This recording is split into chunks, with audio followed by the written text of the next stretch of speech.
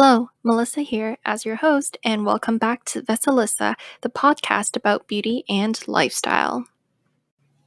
Welcome to the Father's Day edition. In preparation for Father's Day coming up this June 21st, here's a list of products and things to do for your dad or father figure this Father's Day. I try to cover as many categories as possible because while it's been 3 months since March, COVID is still affecting some people, so I'll try to be as inclusive as possible.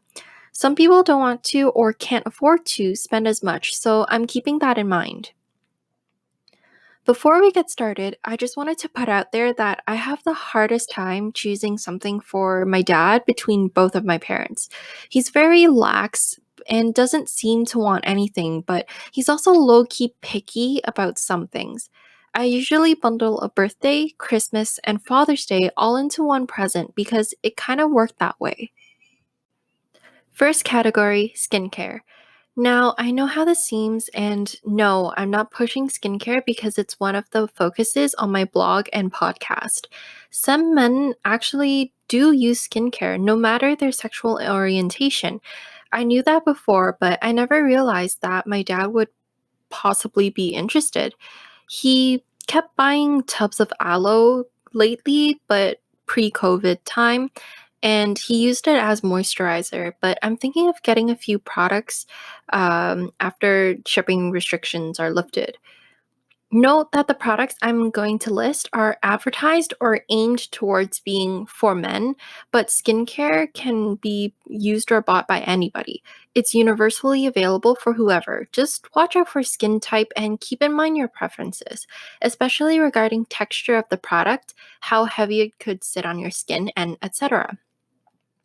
The three items are Village 11 Factory's Men All-in-One Fluid, Moonshot for Men All-in-One Moisturizer, and finally, Tony Moly's BioX Homme HOMME All-in-One Fluid.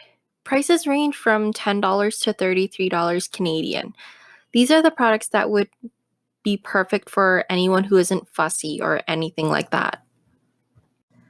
Next up, accessories. I wasn't quite sure how to title this originally, but accessories of some sort are very common gifts for dads. Some common items off the top of my head are ties, bow ties, cufflinks, wallets, and belts. Unfortunately, or fortunately, depending on how you see this, I don't have any recommendations for specific products. However, I do have some suggestions. Sometimes some of these things can be handmade by professionals or hobbyists in your country, and it adds a very special and personal touch. Usually, you can find some of these things on Etsy or through Kijiji, but remember to do your due diligence to protect yourself from being scammed, as with buying anything online and in general. Personally, I take note of what my dad needs to replace. For example, 2 or so years ago, I bought him a new wallet because the one he had was literally falling apart. If that wasn't the case, I don't doubt that the wallet would still be sitting in his drawer to this day. Next category, something that he enjoys. By this, I'm talking about his hobbies. Something that will further his hobby or is related to it. My dad loves his model planes and collects flags from different countries, but sometimes the price can be a bit much. Model planes are about $100 Canadian, and some single flags can be as pricey as $20 Canadian at some places. I'm not sure if I'm looking at the right places, but it still counts, I guess. You can also assemble a bundle of items related to his hobby or his likes and then give that to him, or subscription to his favorite newspaper or magazine, and etc. Also, if your dad or father figure is a big foodie, I'd recommend getting him an Oatbox subscription. It's a Montreal based subscription box that kind of focuses on healthy breakfasts and snacks.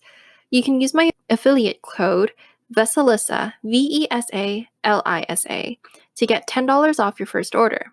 They curate new flavors every month, and you get to edit your box with what you like. Final category, electronics. If you're willing to spend a little bit more money, I know that electronics are sort of very popular and common gifts. For starters, an iPad or tablet if you're starting small. Speakers that are easy to use and even good headphones are great. Although for the latter, you might need to help him with volume control and when talking with the headphones on. My dad always ends up screaming instead of talking normally. I know this is a little bit on the short side, but there's not much I can think of gift wise without accidentally being the same as 20 other Father's Day gift guides on the internet. I hope you enjoyed this podcast. Thanks for tuning in, and I'll hopefully see you in another episode. Bye!